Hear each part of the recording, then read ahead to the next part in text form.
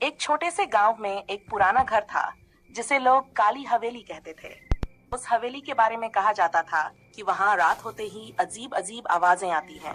कई सालों से कोई वहां रहने की हिम्मत नहीं करता था। एक दिन शहर से आया एक युवक अर्जुन उस हवेली के बारे में सुनकर बहुत उत्साहित हो गया।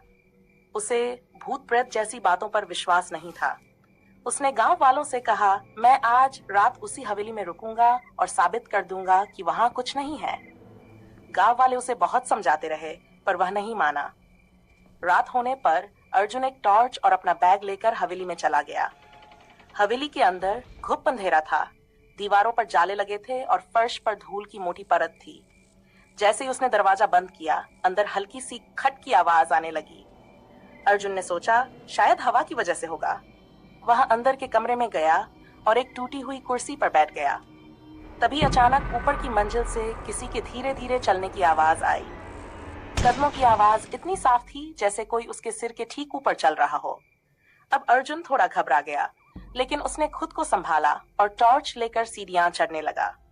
जैसे ही वह ऊपर पहुंचा, आवाज अचानक बंद हो गई। कमरे में चारों तरफ सन्नाटा था। अचानक उसकी टॉर्च की रोशनी एक पुराने आईने पर पड़ी। आईने में उसने अपना चेहरा देखा, लेकिन कुछ अजीब था। आईने में उसके पीछे कोई और खड़ा था। अर्जुन ने तुरंत पीछे मुड़कर देखा। वहां कोई नहीं था। उसका दिल तेजी से धड़कने लगा। उसने फिर से आईने की तरफ देखा।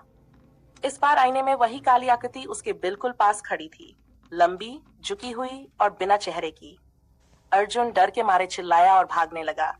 जैसे ही वह सीढ़ियों से नीचे भागा, हवेली के सारे दरवाजे अपने आप धड़ाम धड़ाम बंद होने लगे। वह मुख्य दरवाजे तक पहुंचा और पूरी ताकत से उसे खोलने की कोशिश की, लेकिन दरवाजा नहीं खुला। तभी उसके पीछे से एक ठंडी आवाज आई, इतने साल बाद कोई तो आया है यहाँ रहने। अर्जुन धीरे धीरे पीछे मुड़ा। अंधेरे में वही काली आकृति खड़ी थी। और फिर हवेली के अंदर से उसकी भयानक चीख पूरे गांव में गूंज उठी। अगली सुबह गांव वाले हवेली के पास गए। दरवाजा खुला हुआ था, लेकिन अंदर अर्जुन कहीं नहीं था। बस धूल भरे फर्श पर एक नई पैरों की परछाई दिखाई दे रही थी, जो हवेली के अंदर की ओर जा रही थी, बाहर की ओर नहीं।